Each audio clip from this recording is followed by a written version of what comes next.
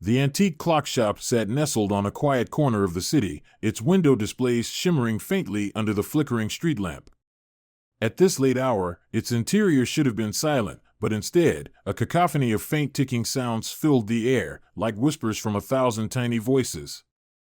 In the center of the shop, a single grandfather clock stood taller than the rest, its pendulum swinging with a deliberate, almost menacing rhythm.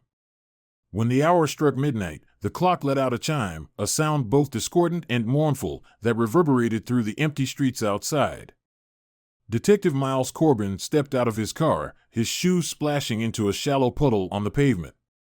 The drizzle had turned into a steady mist, clinging to his trench coat and hat as he approached the shop's entrance. His face was drawn, his eyes shadowed by sleepless nights and too many unsolved cases. Yet, as tired as he looked, there was a sharpness to his gaze, a determination born of years spent pursuing justice, no matter how elusive it proved to be. Tonight, he told himself, he would get it right. He had to. The bells above the door jingled faintly as Corbin stepped inside. The overwhelming number of clocks, from ornate grandfather pieces to pocket watches hanging on delicate chains, seemed to press in on him from every angle. The ticking was louder now, filling the air with an oppressive rhythm. And then there was the body. Behind the workbench, the shop's owner lay slumped in his chair, his head tilted at an unnatural angle. A single, precise incision ran across his throat, the blood pooling on the floor already dark and congealed. Corbin took a deep breath and crouched near the body, pulling on a pair of gloves. The victim was an older man, his face lined with years of careful, detailed work. His hands, now limp, were rough and calloused, the hands of someone who had spent decades crafting and repairing intricate mechanisms. Corbin's eyes caught on a small object lying near the body, a gear, no larger than a coin, its edges ornate and engraved with a swirling pattern. He picked it up carefully, holding it closer to his flashlight. This wasn't just any gear. It was a message. Straightening up, Corbin scanned the shop. Every clock was set to a different time, creating a chaos that felt deliberate, almost mocking. The windows and doors showed no signs of forced entry, and the rest of the shop appeared undisturbed. Whoever had done this had planned it meticulously, leaving behind almost no trace, except for the gear. Corbin slipped it into an evidence bag, his thoughts racing. He knew this was no ordinary murder. This was the kind of case that would consume him. The sound of footsteps brought Corbin back to the present. Two uniformed officers stood near the door, their faces pale as they surveyed the scene. "What do we know so far?" Corbin asked, his voice a low rumble. One of them, a young officer named Daniels, shifted uncomfortably. "Not much, Detective. No witnesses, no signs of struggle. Just, this place. It gives me the creeps. All these clocks, and yet it feels off. Like the air's too still." Corbin nodded absently, his attention already returning to the victim. He noticed the angle of the cut again, clean, surgical. Whoever had done this knew exactly what they were doing. "Start a full sweep of the shop," Corbin instructed. "Photograph every inch. I want fingerprints, fibers, anything that doesn't belong. And get me the security footage." Daniels nodded and moved to relay the orders.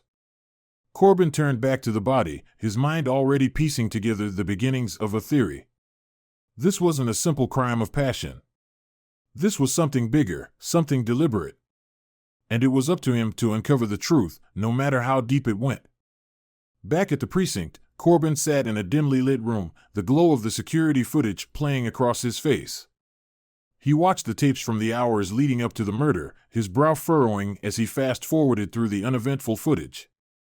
And then, at precisely 10:13 p.m., something caught his eye. Every clock in the shop stopped at the exact same moment. The sudden stillness was almost unnerving, even on the grainy black and white screen. Corbin rewound the footage and watched again. No one entered or exited the shop during the critical window. It was as if time itself had been manipulated. Leaning back in his chair, Corbin ran a hand through his hair. This was no coincidence. Whoever had orchestrated this had done so with precision and purpose. His next step was clear: investigate the victim's life. The man had been a recluse, with no known family or close associates, except for one: the estranged brother. Corbin's computer screen filled with a file on Jonathan Hale, the younger sibling who owned a rival clock shop across town. The two had been embroiled in a bitter feud for years, their rivalry well known among the local horology community. Corbin grabbed his coat and headed out. If anyone could shed light on the victim's life and death, it was Jonathan Hale. The rival clock shop was a far cry from the pristine, almost museum-like quality of the victims. It was smaller, cluttered with half-finished projects and tools scattered across workbenches. The air smelled faintly of oil and metal. Jonathan Hale looked up as Corbin entered, his expression a mixture of curiosity and wariness. "Detective," he said, his voice rough. "I assume this is about my brother." Corbin nodded, studying the man carefully. He was younger than the victim, with sharper features and a nervous energy that made him fidget with the tools in his hand. "I'm sorry for your loss," Corbin began, his tone neutral. "When was the last time you spoke to your brother?" Jonathan sighed, setting down the wrench he had been twirling. "Years ago. We didn't see eye to eye on much. He was always the golden boy, the perfectionist. It drove me crazy." Corbin noted the bitterness in his voice. "And yet, you both shared a passion for clocks. Did he ever mention anything about a hidden clock?" At this, Jonathan's expression shifted. His eyes narrowed, and for a moment, he looked almost afraid. "He was obsessed with it," Jonathan admitted. "Said it was the key to something bigger. I thought it was nonsense, a fantasy he made up to justify his obsession with old maps and manuscripts." Corbin leaned forward slightly. "Do you recognize this?" he asked, pulling out the evidence bag containing the ornate gear. Jonathan's face paled. That's from one of our family designs," he said, his voice barely above a whisper. "It's unique. Only someone from our family would know how to craft something like that." Corbin filed the information away, his instincts telling him that Jonathan knew more than he was letting on. But before he could press further, Jonathan shook his head. "I don't know anything else, Detective. My brother was always chasing ghosts. He paid the price for it." Back at the precinct, Corbin delved deeper into the victim's records. The man had spent a fortune on old maps, manuscripts, and rare artifacts, all tied to the legend of the hidden clock.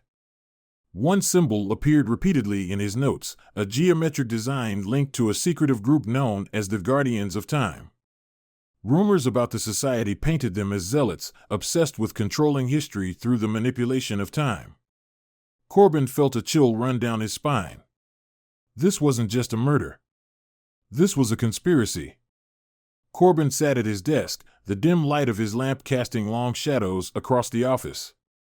His notes were spread out before him in a chaotic arrangement: photographs of the crime scene, printouts of the security footage, the victim's financial records, and now, a growing file on the Guardians of Time. The deeper he delved into the victim's life, the more the pieces began to connect, yet the picture they formed was still unclear. The Guardians, it seemed, were more than just a fringe group. They were rumored to have ties to influential figures in the city, politicians, business leaders, even law enforcement. And their obsession with time was not just metaphorical. They believed in its control, its mastery, as a way to shape the world to their design. One detail stood out: the clock. The victim's family had crafted it generations ago, and it was said to hold the key to something extraordinary. Corbin didn't yet know what that meant, but he was certain the murder was about more than just a feud between two brothers. Someone had wanted that clock, and they had been willing to kill for it. The ornate gear found at the crime scene, it wasn't just a clue. It was a breadcrumb, deliberately left behind to lead him deeper into the labyrinth. Corbin leaned back in his chair, his mind racing. He needed more information. Pulling out his phone, he dialed the precinct's research department. "This is Corbin," he said as soon as the line was picked up. "I need everything you can find on a group called the Guardians of Time. Members, history, anything. And cross-reference it with Jonathan Hale and his brother." The voice on the other end acknowledged the request, and Corbin hung up. His instincts told him he didn't have much time. Whoever was behind this wouldn't sit idle for long. The next morning, Corbin found himself back at the crime scene.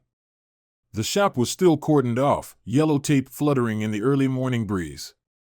The ticking of the clocks was quieter now, subdued, as if the shop itself were mourning its owner. Corbin's eyes scanned the room, searching for something he might have missed earlier. He moved with deliberate care, his fingers brushing along dusty shelves and the polished surfaces of the clocks. His attention was drawn to the grandfather clock near the workbench. Its towering frame seemed to dominate the room, its face frozen at 10:13. "Why you?" Corbin muttered under his breath. His gloved hands moved over the clock surface, searching for anything unusual. And then he found it, a faint seam in the wood, almost imperceptible. Carefully, he pressed against it, and the panel slid open with a soft click. Inside was a small, ornate clock. Its design was intricate, almost otherworldly, with delicate engravings that seemed to shimmer in the light. At its center was an empty slot, the perfect size for the gear he had found. Corbin's pulse quickened as he retrieved the gear from his pocket and fitted it into place. The clock began to hum faintly, its hands trembling before locking into position. It was set to 3:17. Corbin stared at the time, a strange unease settling over him. That number, it felt familiar, though he couldn't immediately place it. He pulled out his notebook, flipping through pages of old case notes. And then it hit him. 317 was the address of an abandoned theater where he had investigated a series of grisly murders years ago. The case had gone cold, the perpetrators never caught, but now it seemed to resurface with chilling clarity. The victims from that case, Corbin realized with a sinking feeling, had been connected to the Guardians of Time. The implications were staggering. The theater wasn't just a coincidence. It was a message, a breadcrumb in the killer's twisted game. Corbin knew he couldn't ignore it. He grabbed his coat and headed for the theater, his mind racing with possibilities. He didn't know what he would find there, but he had no doubt it would bring him closer to the truth. The theater was a relic of a bygone era, its once grand facade now crumbling with age. Ivy crept along its walls, and the marquee above the entrance was missing letters, leaving only a ghost of its former name. Corbin pushed through the rusted doors, the hinges groaning in protest. Inside, the air was thick with dust and decay. The faint smell of mildew clung to the velvet seats, most of which were torn or overturned. His footsteps echoed as he made his way down the aisle, his flashlight cutting through the darkness. The stage was the centerpiece of the room, its wooden boards warped and splintered with age. But it was what lay atop the stage that made Corbin stop in his tracks. Arranged in a perfect circle were 12 objects, each one a clock, their faces turned outward like the numbers on a clock face. In the center of the circle stood a man, his back to Corbin. He was tall and thin, his silhouette sharp against the dim light filtering through the broken windows. Corbin's hand instinctively moved to his holster. "Detective Corbin," the man said, his voice calm and measured. He turned slowly, and Corbin's breath caught. It was Jonathan Hale. But something about him was different. The nervous energy from their first meeting was gone, replaced by a cold confidence. "I was wondering when you'd arrive." Corbin stepped closer, his flashlight trained on Hale. "You've got a lot of explaining to do," he said, his voice steady. "What is this? What are you trying to accomplish here?" Hale spread his arms, gesturing to the circle of clocks around him. "This," he said, "is history. My brother and I were meant to be its caretakers, its architects. But he was weak. He didn't understand the power we held, the responsibility. He clung to outdated notions of morality and restraint. I, on the other hand, see the truth." "And what truth is that?" Corbin asked, his teeth clenched. "That time is power," Hale replied, his voice almost reverent. "And with this clock, I can control it. The Guardians understood that, but even they were afraid to use it. My brother, he was going to hand it over to them. He didn't see the potential. But I do." Corbin stepped closer, his hand still hovering near his gun. "You killed your brother," he said, his tone accusatory. "All for this. For power." Hale's expression darkened. "Don't reduce this to something so petty, Detective. My brother's death was necessary. A means to an end. And now, I will finish what he could not." Before Corbin could respond, Hale reached into his coat and pulled out a small device. He pressed a button, and the clocks around them began to tick in unison, their hands spinning faster and faster. The hum in the air grew louder, almost deafening. Corbin drew his gun, aiming it squarely at Hale. "Stop this," he demanded. "Now." Hale looked at him, a twisted smile on his face. "You can't stop what's already begun," he said. And with that, he lunged for the small clock in Corbin's hand. Corbin reacted on instinct, sidestepping as Jonathan Hale lunged for the clock. The younger man stumbled but recovered quickly, his face twisted in fury. "You don't understand what you're holding," Hale snarled, circling Corbin like a predator sizing up its prey. "That clock isn't just a key, it's the culmination of generations of knowledge. You think stopping me will end this? You're just another pawn in a game that started long before you were born." Corbin kept his gun trained on Hale, his breathing steady despite the adrenaline coursing through his veins. "A pawn, huh?" he said, his voice low. "Funny. I've been called worse. But here's the thing, I don't care about your games or whatever power trip you're on. All I care about is justice for your brother." He tightened his grip on the clock in his other hand. Its weight felt heavier now, as though the object itself carried the burden of the secrets it held. "And justice starts with you."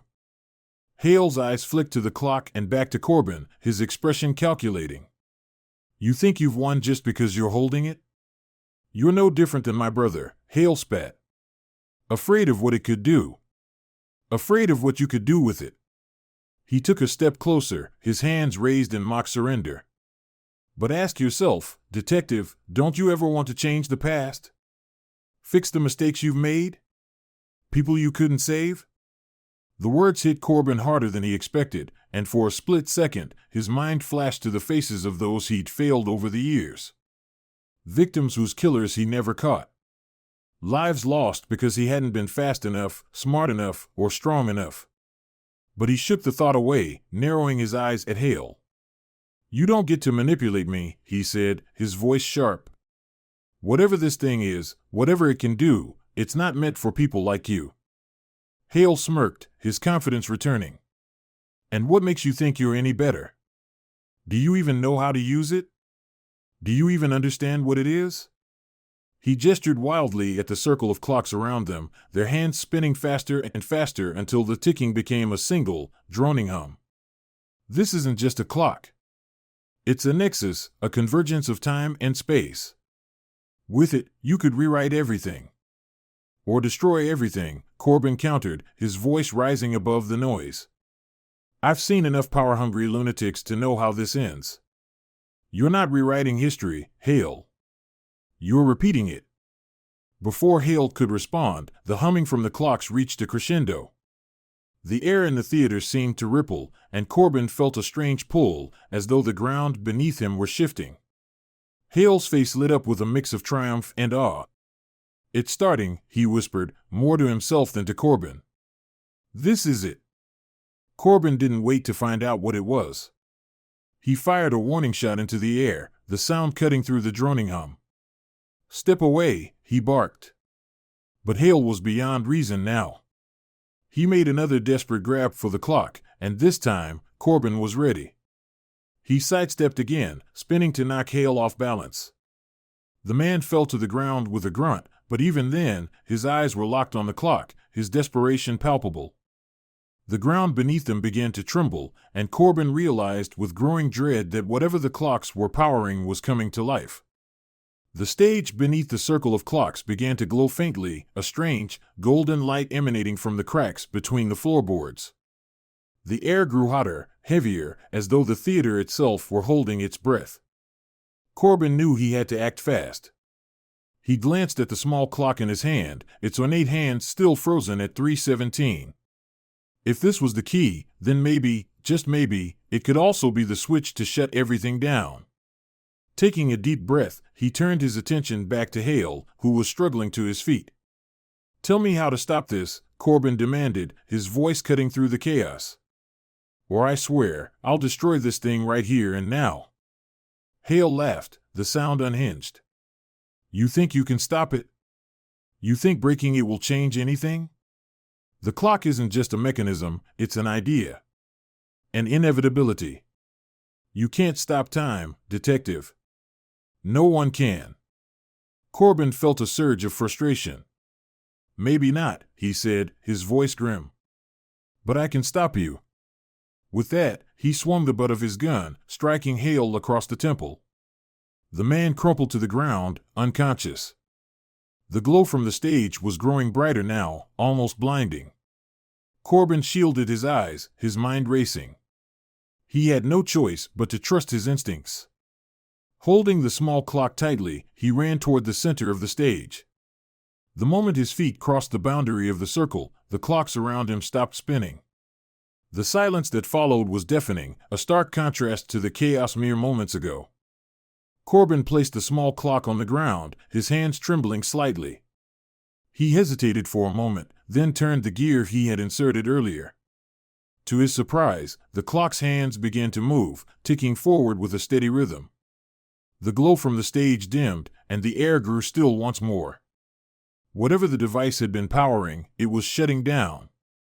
Corbin exhaled deeply, his shoulders sagging with relief. But his victory was short-lived. Behind him, Hale stirred, groaning as he pushed himself to his knees. "You don't understand what you've done," Hale said, his voice weak but laced with fury. "You've just delayed the inevitable. The Guardians will come for you now. You've made yourself their enemy." Corbin turned to face him, his expression hard. "Let them come," he said simply. "But you won't be around to see it." He pulled out a pair of handcuffs and secured Hale's wrists. The man didn't resist, his energy spent.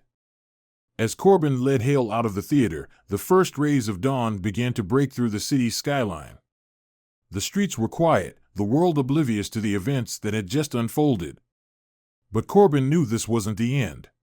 The clock, the artifact, was too powerful, too dangerous.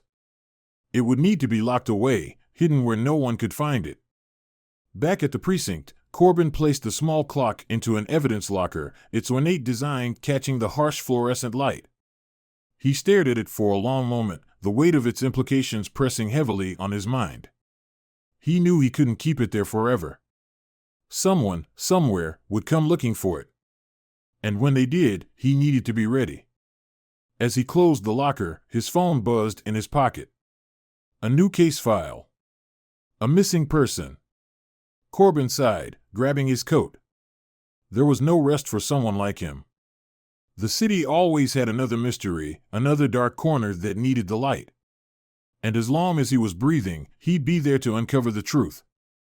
He glanced at his watch as he left the precinct. 3:17, the time made him pause, just for a moment. Then, with a faint smirk, he stepped into the morning light, ready to face whatever came next. Corbin drove through the quiet morning streets, the hum of the city just beginning to stir. The clock, now locked away, felt like a ghost lingering in his thoughts, its intricacies and dangers impossible to ignore. He gripped the steering wheel tighter, his mind replaying Hale's final words. "The Guardians will come for you now." The missing persons case waiting on his desk might have seemed routine on the surface, but Corbin couldn't shake the feeling that everything in his life was beginning to connect in ways he couldn't yet understand. His gut told him that this wasn't over, not by a long shot. Parking his car in front of a rundown diner, he stepped out and pulled his coat tighter against the crisp air. He needed coffee, maybe something stronger, before heading back to the precinct. Inside, the smell of burnt toast and cheap brew greeted him like an old friend. He found a corner booth, out of sight but with a view of the door, a habit he'd picked up after years of living on the edge of danger. As the waitress poured him a cup of coffee, Corbin noticed a man sitting at the counter, his back turned. Something about the man's posture, a deliberate stillness, put Corbin on edge. His instincts kicked in, and he found himself casually reaching for his phone, pretending to scroll while keeping the stranger in his peripheral vision. The man turned slightly, revealing a sharp profile and piercing eyes that seemed to scan the room with a predator's precision. Then, almost imperceptibly, the man's gaze landed on Corbin. For a moment, neither moved. It was a silent acknowledgement, a flicker of mutual understanding. The man stood, leaving a few bills on the counter, and walked out of the diner without a glance back. Corbin's pulse quickened. He threw a few dollars on the table and followed, his hand instinctively brushing against the holster under his coat. Outside, the street was empty. Corbin scanned the area, but the man had disappeared, as if he'd evaporated into the morning mist. Frustrated, Corbin turned back toward his car and froze. A small, folded piece of paper was tucked under his windshield wiper. He approached cautiously, glancing around to ensure he wasn't being watched. Unfolding the note, he found a single sentence scrawled in neat, deliberate handwriting: "Time waits for no man, detective." Corbin's jaw tightened. Whoever had left the note hadn't just been watching him, they knew about the case. About the clock. Folding the paper, he slid it into his pocket and got into the car, his mind racing. This wasn't a warning. It was an invitation. Back at the precinct, Corbin found his desk buried under a fresh pile of case files. He tossed his coat on the back of his chair and picked up the first file, the missing person one that had come through earlier. The details were sparse: a young woman named Emily Carter, last seen 2 nights ago. No sign of struggle, no obvious suspects. Just a name, a photo, and a question mark. Corbin flipped through the pages, looking for anything that might stand out. And then he saw it, her last known location. An address that made his stomach twist. 317 Meridian Avenue. The connection was too blatant to be a coincidence. Corbin leaned back in his chair, running a hand over his face. The address wasn't far from the theater where he'd confronted Hale, and it wasn't far from the antique shop either. It was as if someone, or something, was drawing him deeper into a web he couldn't see the edges of. He grabbed the file and headed straight for Meridian Avenue, his mind a storm of questions. The street was unremarkable, lined with old brick buildings and the occasional boarded-up storefront. But as Corbin approached the address in the file, he felt a strange sense of déjà vu. The building was a nondescript warehouse, its windows covered with grime and its entrance secured by a rusted metal door.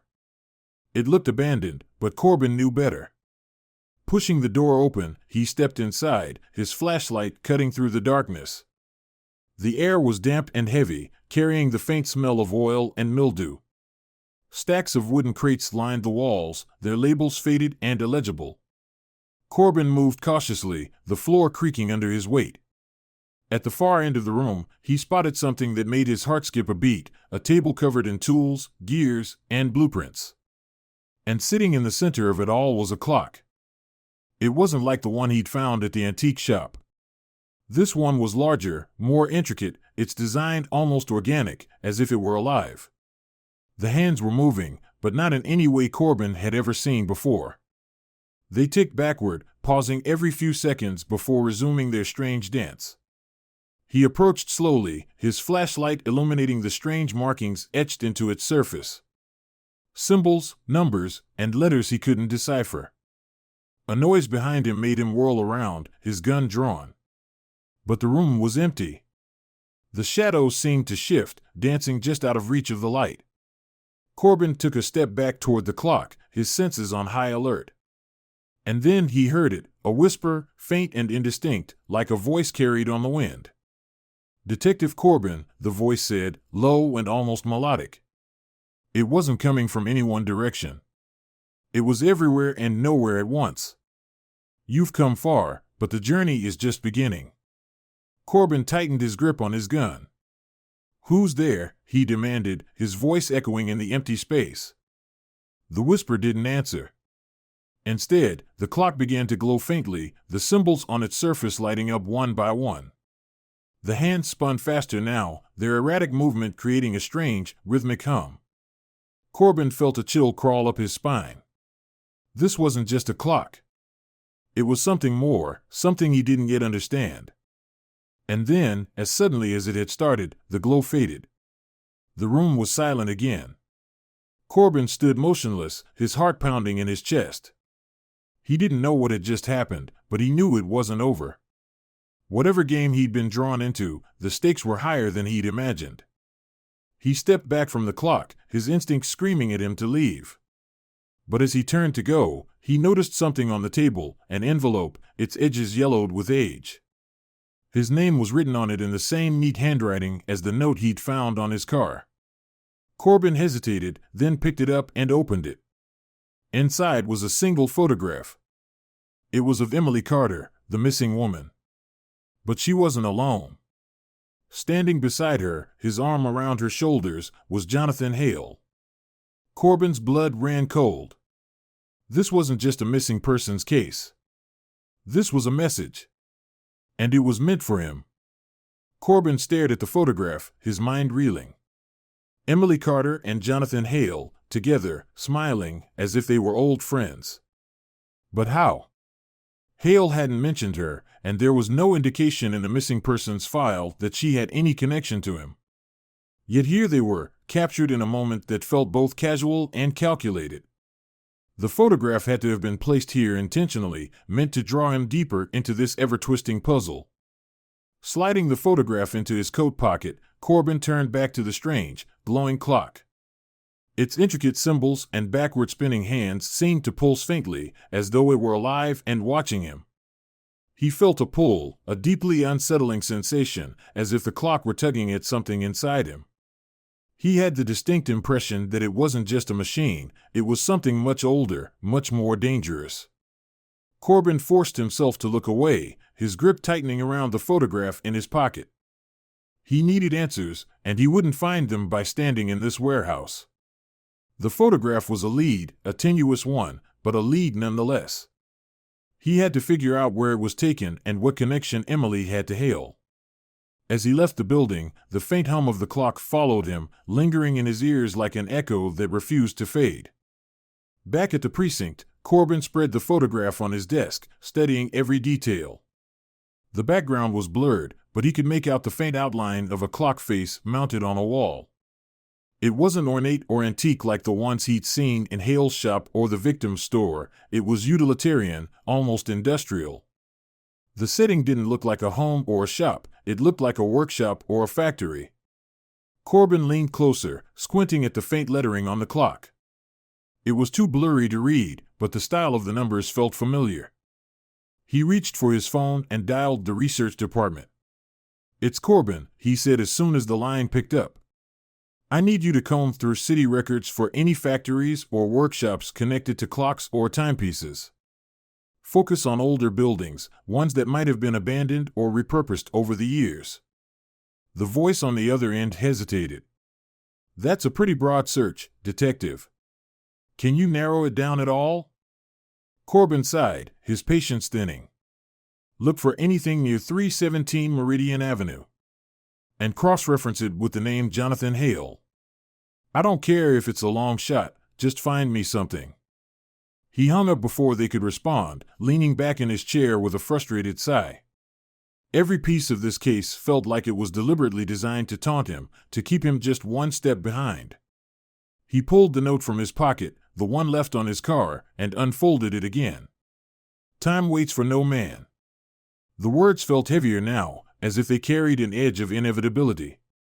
Hours later, Corbin's phone buzzed. It was the research department. "Detective, we found something. There's an old clock manufacturing plant on the outskirts of the city. It's been abandoned for decades, but it matches your description. The records show it was purchased a few years ago by a private owner, but the name on the deed is redacted. The address is 1717 Ironwood Lane." Corbin grabbed his coat. "Send me the full file," he said, his voice curt. "I'm heading there now." The factory loomed large and foreboding against the evening sky, its brick facade weathered by time and neglect. Corbin parked a block away and approached on foot, his senses heightened. The air was thick with the smell of rust and damp earth, and the faint sound of dripping water echoed in the distance. The building's windows were boarded up, but faint light seeped through the cracks, casting eerie shadows on the ground. Corbin reached the main entrance and tested the door. It creaked open with little resistance, the rusted hinges groaning under the weight of years. Inside, the air was colder, heavier, as if the factory itself were holding its breath. His flashlight cut through the darkness, revealing rows of rusted machinery and conveyor belts long since abandoned. The place was a graveyard of industry, and yet, Corbin couldn't shake the feeling that he wasn't alone. He moved cautiously, his footsteps muffled by the dust-covered floor. In the distance, he saw a faint glow, soft, golden light emanating from deeper within the factory.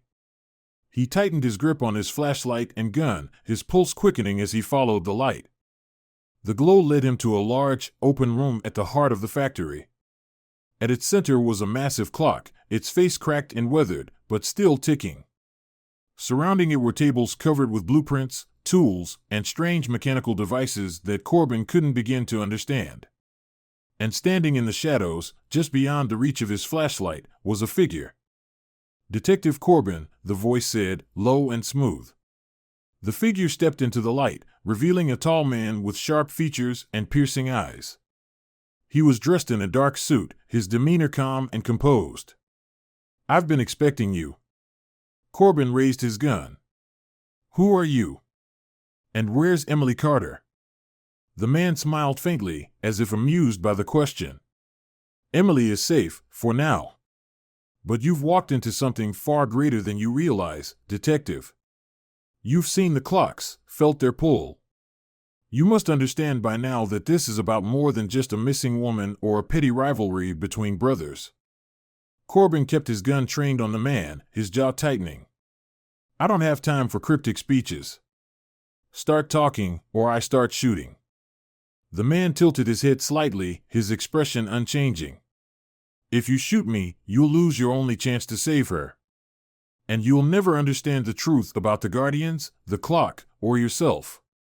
The words hung in the air, heavy with implication. Corbin hesitated, his finger hovering over the trigger.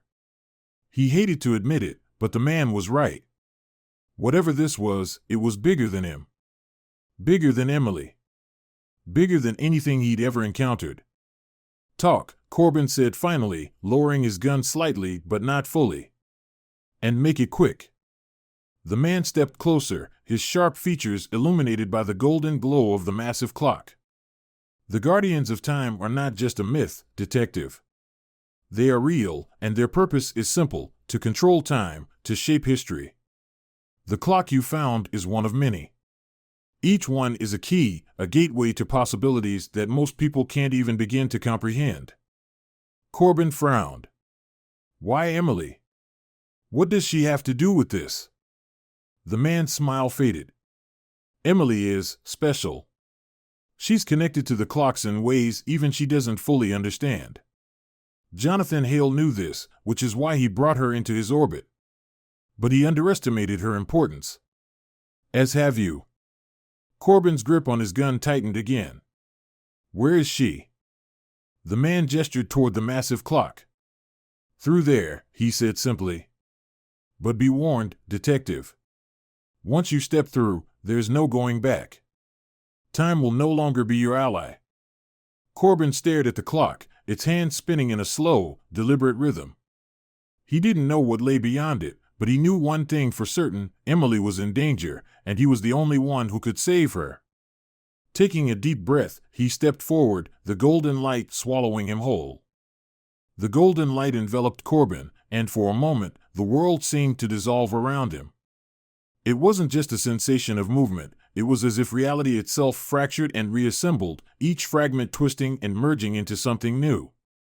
His breath caught in his throat as the air around him became thick, charged with an energy he couldn't name.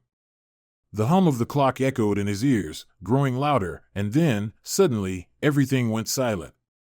When the light faded, Corbin found himself standing in an entirely different place. The factory was gone. In its place was a vast, open room with no discernible walls or ceiling, only a hazy, endless expanse of golden light. The floor beneath his feet was smooth and reflective, like glass, and the air was unnervingly still. Ahead of him, suspended in the void, was another clock. This one was massive, larger than any he'd ever seen. Its gears turned slowly, and its hands ticked forward with deliberate purpose. And there, standing in the shadow of the giant clock, was Emily Carter. "Emily!" Corbin's voice echoed in the emptiness as he rushed toward her. She turned at the sound of his voice, her face pale but calm. Her expression was one of recognition, but not relief. It was as though she had expected him all along. "Detective Corbin," she said softly, her voice carrying a strange resonance. "You shouldn't have come here." Corbin stopped a few feet away, his eyes scanning her for any signs of injury. She looked unharmed, but there was something different about her, something in her eyes, as if she were seeing things he couldn't. "Emily, you're coming with me," he said firmly. "We're getting out of here." She shook her head slowly. "I can't leave, and neither can you." "Not yet." Corbin frowned, frustration bubbling beneath the surface. "What are you talking about?" "I'm here to help you. Whatever this place is, we'll figure it out, but first, we have to leave." Emily stepped closer to the giant clock, her gaze fixed on its intricate mechanisms. "This isn't just a place, Detective. It's in between. The Guardians call it the Nexus. It's where time converges, where every possibility exists all at once."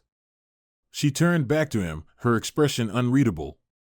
"And I'm the reason you're here." Corbin felt a chill crawl up his spine. "What do you mean?"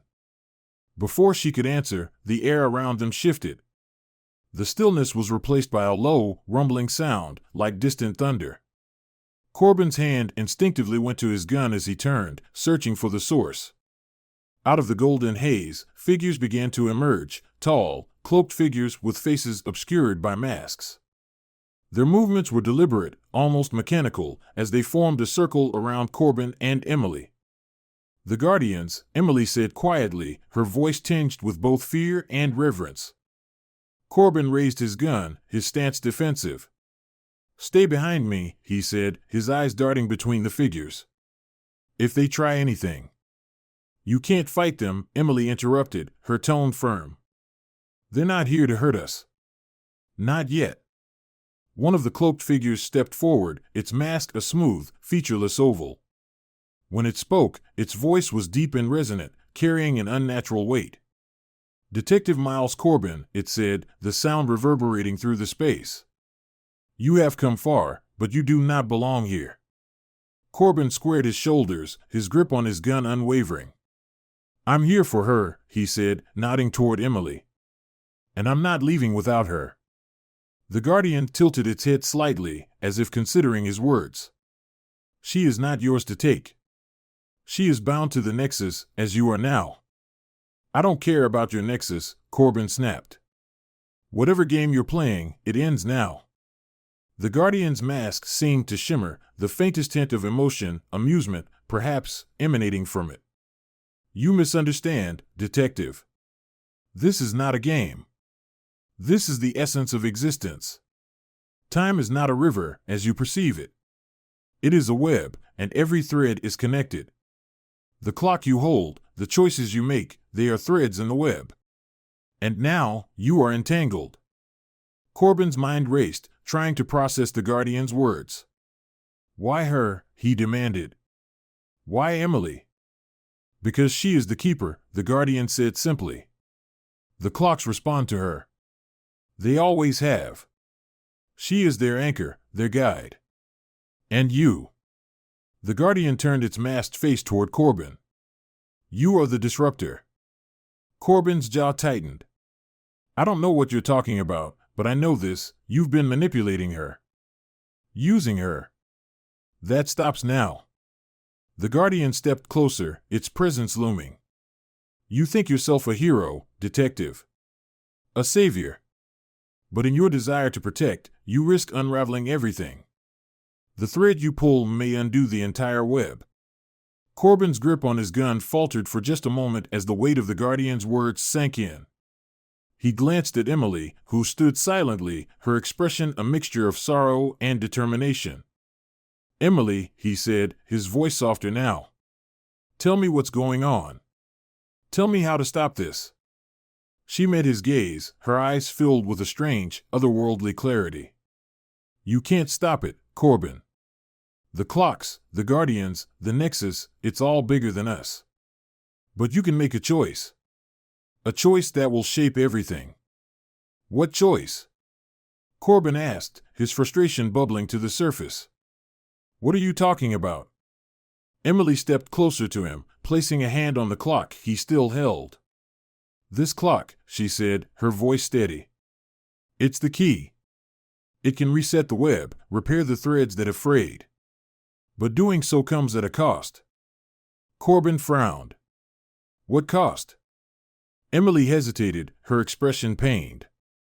"If you use it, you'll change everything. The Guardians, the clocks, me, will be erased. The web will be restored, but at the expense of everything you've seen here." Corbin stared at her, his mind racing. The weight of the decision pressed down on him, heavier than anything he'd ever faced. If he used the clock, he could end this nightmare, but at the cost of losing Emily and everything she represented. And if he didn't? The Guardians began to close in, their presence suffocating. "Choose, Detective," the lead Guardian said, its voice cold and unyielding. "The web cannot remain as it is." Emily looked at him, her eyes pleading. "You have to decide, Corbin. Time is running out." Corbin tightened his grip on the clock, his heart pounding. This wasn't just a case anymore. It was a reckoning. And the choice he made now would echo across every thread of time. Taking a deep breath, he made his decision. Corbin's hands trembled as he cradled the clock, its mechanisms ticking softly, almost as if it were alive and waiting for his decision. His mind raced. The Guardians loomed closer, their cloaked forms imposing, their silent presence pressing against his every thought. Emily stood before him, her gaze steady but filled with a quiet sadness. The weight of the moment hung in the air, suffocating and absolute. "What happens if I don't use it?" Corbin asked, his voice strained. He wasn't sure who he was directing the question to, Emily, the Guardians, or even himself. The lead Guardian stepped forward, its mask shimmering faintly in the golden light.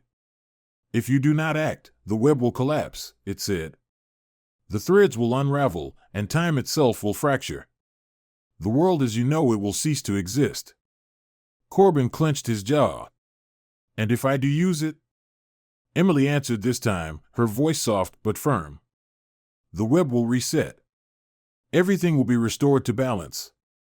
But the Nexus, the clocks, and me, will all be gone.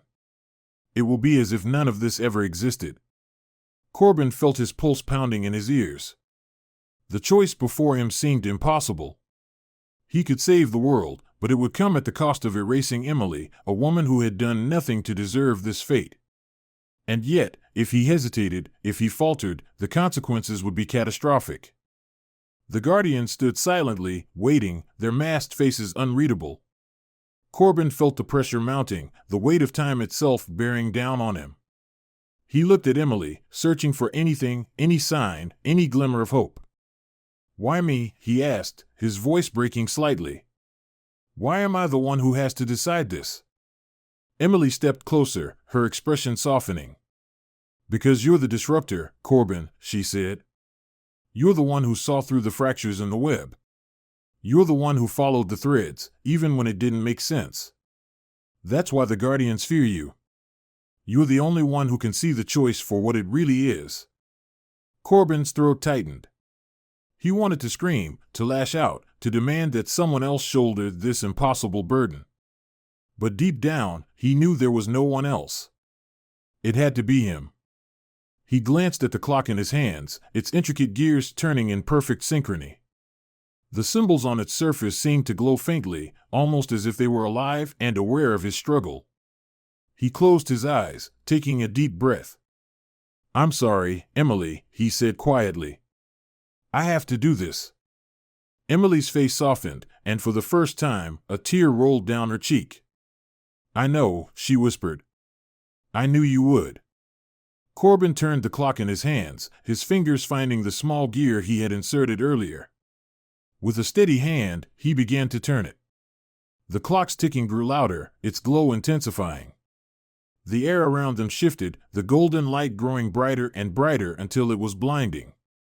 The Guardians stepped back, their forms dissolving into the light. Emily stood still, her eyes locked on Corbin's. "Thank you," she said softly, her voice barely audible over the hum of the clock. And then, she was gone. When Corbin opened his eyes, he was standing on a quiet street. The factory, the Nexus, the Guardians, everything was gone. The golden light had vanished, replaced by the soft, gray haze of dawn. He glanced around, disoriented, his mind struggling to process what had just happened. His hands were empty. The clock was gone. The street was familiar, Meridian Avenue. But it wasn't the same as before. The buildings were intact, their windows clean and unbroken. The air felt lighter, as if a weight had been lifted from the world. Corbin reached into his coat pocket, searching for the photograph of Emily and Hale. His fingers brushed against the envelope, and for a moment, he felt a flicker of hope. But when he pulled it out, the photograph was blank. The faces, the background, everything was gone, erased as if it had never existed. He felt a pang of loss, sharp and deep. Emily was gone. Not just missing, not just out of reach, gone in a way that defied comprehension. She had been erased, along with the Nexus and everything connected to it. And yet, the world around him was intact, restored to balance. Corbin's phone buzzed in his pocket, pulling him out of his thoughts. He answered it without thinking. "Detective Corbin," he said, his voice rough. "Corbin, where the hell are you?" It was Daniels, the young officer from the precinct. "We've got a situation over at the antique shop on 3rd. The owner's been murdered, throat slit, no signs of forced entry. It's bad." Corbin froze, his breath catching in his throat. "What did you say?" "The antique shop," Daniels repeated. "You need to get down here. Now." Corbin ended the call and leaned against a lamppost, his mind racing. The antique shop. The victim. The case that had started it all. It was happening again. Or maybe it had never stopped. He climbed into his car, his hands gripping the steering wheel tightly. The streets blurred around him as he drove, his mind replaying the events of the last few days, or had it been hours? He couldn't be sure anymore. Time felt slippery, unreliable, as if the web itself were still unraveling. When he arrived at the antique shop, the scene was eerily familiar. The yellow tape, the uniformed officers, the faint smell of copper in the air, it was all the same. Corbin stepped inside, his heart pounding. The body was there, slumped in the same chair. The clocks ticked softly, their hands moving in perfect synchrony. And on the floor, near the victim's hand, was the same ornate gear he had found before. Corbin crouched down, staring at the gear. It was identical in every way, down to the swirling patterns etched into its surface. He picked it up, his fingers trembling. And then he heard it, a faint ticking sound, different from the others. He turned slowly, his eyes scanning the room. In the corner, partially hidden behind a stack of old books, was a clock he had never seen before. Its hands were spinning backward, and its face seemed to shimmer in the dim light. Corbin's breath caught. The web wasn't fixed. It had only just begun. Corbin's pulse quickened as he stood, the ornate gear clenched tightly in his hand. The backward spinning clock in the corner seemed to pulse faintly, as though aware of his presence. Its ticking filled the room, distinct and deliberate, drowning out the softer rhythm of the other clocks. Every instinct in his body screamed at him to leave, but he couldn't. Not now. Not after everything. He approached the clock cautiously, his footsteps muffled by the old wooden floor. Its face shimmered faintly, the symbols around its edge glowing with the same golden light he'd seen in the Nexus. This clock was different, it felt alive, almost sentient. Corbin reached out, his fingers hovering over its surface. The air around it felt warm, charged with an energy he couldn't explain. "Detective," a voice called from behind him, making him startle. He turned sharply, his hand immediately going to his gun. Officer Daniels stood in the doorway, wide-eyed and hesitant, his face pale. "You all right? You look like you've seen a ghost." Corbin lowered his hand, taking a steadying breath. "I'm fine," he said, though his voice betrayed him. "What's the situation here? Anything new?" Daniels shook his head, stepping further into the room. "Same as before. No witnesses, no forced entry. It's like whoever did this just appeared and disappeared. Forensics is on their way, but," he trailed off, his gaze falling to the backward spinning clock. "What is that?" Corbin hesitated, blocking Daniels' view of the clock. "Nothing you need to worry about," he said quickly. "Just an old piece of junk. Go check with the others outside." Daniels frowned but didn't argue. "If you say so, Detective." He lingered for a moment before stepping back out of the shop, leaving Corbin alone with the clock. As soon as the door closed, Corbin turned back to the device, his heart pounding. The gear in his hand seemed to grow heavier, almost as if it were reacting to the clock's presence. Slowly, carefully, he brought the gear closer to the clock's face. The symbols around its edge began to glow brighter, and the ticking grew louder, more insistent. He hesitated. The last time he'd interacted with one of these clocks, it had sent him spiraling into a labyrinth of choices and consequences he barely understood. And yet, he couldn't ignore the pull, the sense that this clock, this moment, was crucial. Taking a deep breath, Corbin fitted the gear into an empty slot on the side of the clock. The moment it clicked into place, the room shuddered, as if the very air had rippled. The clock's hand stopped spinning backward and froze at a single time, 12:01. The hum of energy around the clock intensified, and Corbin stepped back instinctively, his hand going to his holster.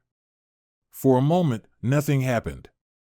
Then, the golden light began to spill from the clock's face, swirling outward like liquid fire. The light coalesced in the center of the room, forming a shape, a figure. Corbin's breath caught as the light solidified, and the figure became clear. It was Emily. "Emily," he whispered, his voice barely audible. She looked at him, her expression calm but tinged with sorrow. "I told you," she said softly. "The web wasn't fixed. It was only reset. And now it's starting to fray again." Corbin took a cautious step toward her. "How are you here? I thought you were gone. I thought," he stopped himself, his throat tightening. "I thought I erased you." Emily shook her head. "You didn't erase me, Corbin. You reset the threads, but some of them are too tangled to simply go away. I'm still part of this, just as you are. And so are the Guardians." At the mention of the Guardians, Corbin's hand tightened around his gun. "I don't care about them," he said firmly. "I care about you. If you're still here, I'm going to get you out of this." Emily smiled faintly, but it was a sad smile. "You don't understand. I'm not here to be saved. I'm here to warn you." "Warn me about what?" Before she could answer, the air in the room shifted again. The golden light around Emily dimmed, and a new presence filled the space. Corbin turned sharply, his gun drawn, as the shadows in the corner of the room seemed to coalesce into a tall, cloaked figure. Its mask was smooth and featureless, but its very presence exuded authority and menace. "Detective Miles Corbin," the figure said, its voice deep and resonant. "You meddle in forces you cannot comprehend. The clock was not meant for your hands." Corbin kept his gun trained on the figure, his jaw tight. "I didn't ask for any of this," he said coldly. "But I'm here now. And I'm not leaving until I get answers." The Guardian stepped closer, its movements slow but deliberate. "Answers will not save you. Nor will they save her." It gestured toward Emily, who stood silently, her gaze downcast. "The web is unraveling because of your interference. Every choice you've made has pulled at the threads, weakening the fabric of time itself." Corbin's mind raced. "If I'm the problem, then why bring me into this? Why not just let me walk away? The Guardian tilted its head slightly, as if considering his question. Because you are both the disruptor and the key. Your choices have set the web on this path, and only your choices can restore it. Corbin lowered his gun slightly, though his grip remained firm. What does that mean? What are you asking me to do? The Guardian gestured toward the clock, its symbols glowing faintly once more. The clock holds the power to reset the threads again, to repair the damage. But doing so will come at a cost. Corbin's stomach turned. Another cost? What now? The Guardian's voice grew softer, almost contemplative. This time, it is not the Nexus or the Guardians that will be erased. It is you. The words hit Corbin like a punch to the gut. What are you saying? Emily stepped forward, her eyes filled with a mixture of sorrow and resolve. If you use the clock again, Corbin, you will reset the web completely. Everything will go back to how it was before any of this began. The clocks, the Guardians, me, will all be where we're meant to be. But you'll be removed from the threads entirely. Corbin stared at her, his mind reeling. You mean I'll cease to exist? Emily nodded. In this timeline, yes. But the world will go on. The fractures will be healed. Time will be restored. Corbin turned away, his thoughts a whirlwind of fear, anger, and despair. How could he make that choice? How could he erase himself from existence, knowing he'd never see the results of his sacrifice? And yet, how could he refuse, knowing the alternative was chaos and destruction? He looked back at Emily, at the Guardian, at the clock. The weight of the decision pressed down on him, suffocating and absolute. Taking a deep breath, he stepped toward the clock. If this is the only way, he said quietly, then I'll do it. Emily's eyes brimmed with tears, but she smiled, a small, bittersweet smile. Thank you, Corbin. For everything. The Guardian said nothing, its form still and solemn as Corbin placed his hands on the clock. Its symbols flared to life, the golden light filling the room once more. The ticking grew louder, faster, until it became a roar. And then, with a final turn of the gear, everything dissolved into light. When the light faded, the world was quiet. The antique shop was gone. The clocks were gone. The web was whole again. And Miles Corbin was no more. The world continued without Miles Corbin, as if he had never existed. The threads of time had been repaired, the fractures smoothed over, and the delicate balance of the web restored. The clocks, the Guardians, the Nexus, all had returned to their rightful places within the tapestry of existence. Yet, there was a faint ripple, a subtle disturbance that lingered in the fabric of reality, as though the shadow of Corbin's sacrifice refused to fade entirely. Weeks passed in the city, life resuming its ordinary rhythm. The antique shop on 3rd Street was open again, its windows gleaming as sunlight bounced off meticulously arranged timepieces. The murder that had once been tied to the shop was now an event that had never occurred. Its owner, an older gentleman with a kind smile, lived peacefully, unaware of the fate he had narrowly avoided. Emily Carter, too, had settled into a quiet life. She worked as a librarian, spending her days surrounded by books and the soft whispers of pages turning. To her, the events involving the Nexus felt like a half-remembered dream, hazy and unreal. Yet, there were moments, fleeting, intangible moments, when she felt a strange emptiness, a sense that something or someone was missing. She couldn't explain it, and she didn't try. It was like a melody she couldn't quite place, lingering at the edge of her thoughts. One evening, as she was closing the library, Emily found herself drawn to the old grandfather clock in the corner. She had walked past it countless times without a second thought, but tonight, something about it compelled her to stop. The clock was unremarkable, a simple design, its pendulum swinging with a steady rhythm. Yet, as she stared at it, she felt a strange pull, a faint echo of something she couldn't name. She reached out, her fingers brushing against the clock's face. For a brief moment, she thought she saw something, a flash of golden light, a shadow of a man standing just out of reach. But when she blinked, it was gone. She shook her head, laughing softly at herself. "Get a grip, Emily," she muttered, turning off the lights and locking the door behind her. Far from the city, in a place outside of time and space, the Guardian stood watch over the Nexus. The massive clock at its center ticked steadily, its gears turning with quiet precision. The web of time stretched out around them, its threads gleaming in the golden light. The lead Guardian stepped forward, its featureless mask reflecting the glow of the Nexus. "The disruptor is no more," it said, its voice deep and resonant. "The web is stable." Another Guardian stepped beside it, its movements deliberate. "And yet, the threads tremble. His absence is felt." The lead Guardian tilted its head slightly. "Such is the nature of sacrifice. The web remembers." For a moment, the Nexus was silent, save for the steady hum of the clock. Then, a faint ripple passed through the threads of time, so subtle it was almost imperceptible. The Guardians turned toward it, their masked faces unreadable. "Something stirs," the second Guardian said. "A fragment remains." The lead Guardian raised a hand, its fingers brushing against the threads. "A shadow," it said. "A memory. It will fade in time." But deep within the Nexus, where the light of the clock was brightest, a faint figure flickered.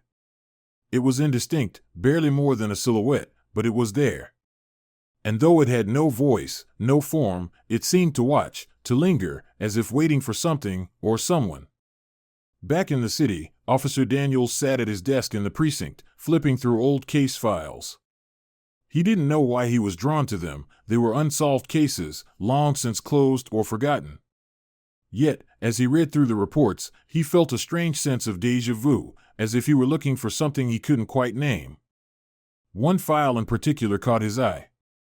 It was thin, containing little more than a few notes and a photograph of an ornate clock. The report was dated months ago, but there was no detective's name on it, no indication of who had worked the case. Daniels frowned, flipping through the pages. Something about it felt off. He set the file aside, rubbing his temples. "I need more sleep," he muttered, pushing his chair back. As he stood, his gaze fell on the bulletin board at the far end of the room. It was covered in photographs and notes, a chaotic collage of cases and leads. And in the corner, nearly obscured by other papers, was a name written in bold, black letters.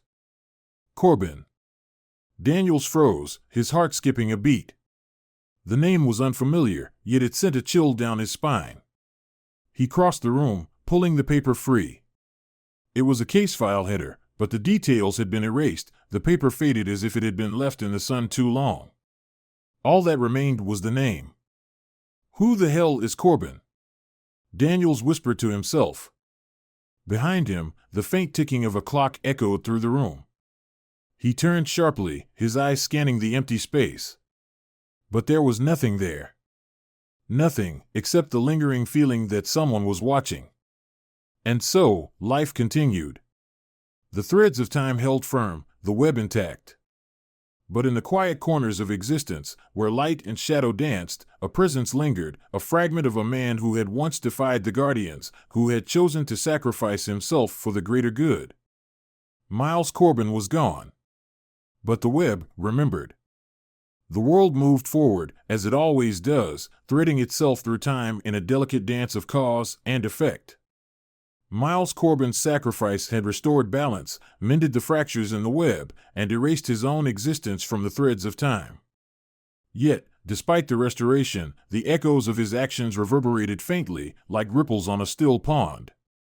Months later, Emily Carter walked through the city square, the crisp autumn air carrying the scent of fallen leaves and warm coffee. She clutched a book tightly to her chest, her steps purposeful yet unhurried. The bustling sounds of the city surrounded her, laughter, conversation, the distant hum of traffic, but she felt strangely detached, as though she were moving through a dream. Her life had settled into a routine, mornings at the library, afternoons cataloging books, evenings spent with a cup of tea and the quiet company of novels. Yet, there was a restlessness she couldn't shake, a sense that something was missing. It wasn't something she could name, only feel, a hollow space in her heart that no amount of normalcy could fill. As she crossed the square, her gaze fell on a small antique shop tucked between two larger storefronts. Its windows were dusty, the display inside cluttered with old trinkets and faded curiosities. She hesitated, her feet slowing. There was nothing remarkable about the shop, yet it drew her in, as though it were calling to her. The bell above the door jingled softly as she stepped inside. The air was thick with the scent of aged wood and time-worn leather. Shelves lined with clocks of every shape and size surrounded her, their ticking creating a symphony of overlapping rhythms. Emily wandered through the shop, her fingers brushing against the cool surfaces of brass and glass, her mind drifting. Near the back of the shop, she stopped. There, tucked away in a corner, was a clock unlike any of the others. Its face was simple, its design unadorned, yet it seemed to glow faintly in the dim light. Emily's breath caught as she reached for it, her fingers trembling slightly. The moment her hand touched the clock, a faint hum filled the air, and a strange warmth spread through her chest. She pulled her hand back, startled. The shopkeeper, an older man with kind eyes, appeared beside her, wiping his hands on a cloth. "That one's been here a long time," he said, his voice soft. "No one's ever taken much notice of it." Emily turned to him, her brow furrowing. "Where did it come from?" The man shrugged. "Couldn't tell you. It's been here longer than I have. Some things just end up where they're meant to be." Emily nodded absently, her gaze returning to the clock. She felt an inexplicable connection to it, as though it held a secret only she could understand. "I'll take it," she said quietly. The shopkeeper smiled. "Good choice." That night, Emily sat in her small apartment, the clock resting on the table in front of her. She had cleaned it carefully, polishing the glass face until it gleamed. Yet, as she stared at it, she couldn't shake the feeling that it was more than just a clock. There was something about it, something familiar and elusive, like a word on the tip of her tongue. She turned the key on its side, winding it slowly. The clock began to tick, its hands moving with a steady rhythm. And then, as the ticking grew louder, the air in the room seemed to shift. The shadows deepened, and a faint golden light emanated from the clock's face. Emily leaned back, her heart pounding. The light grew brighter, swirling like liquid fire, forming shapes and patterns that danced across the walls. And then, in the center of the light, a figure began to take shape, a man, his features indistinct but familiar. "Emily," the figure said, his voice low and resonant. She gasped, her hands flying to her mouth. Who are you?" The figure stepped closer, the golden light shimmering around him. "You don't remember me," he said softly. "But I remember you." Emily's heart ached with a strange, unexplainable sadness. "I feel like I know you," she whispered. "But I don't understand. Who are you?" The figure hesitated, his form flickering like a flame in the wind. "My name was Miles Corbin," he said. "I was a detective. And I gave it all up to save you. To save everything." Emily's mind reeled. The name meant nothing to her, yet it resonated deep within her, stirring memories she couldn't quite grasp. "Why are you here?" she asked, her voice trembling. "I don't know," Corbin admitted. "I shouldn't be. I should be gone, erased. But some part of me, some part of us, refused to let go. The web remembers, Emily.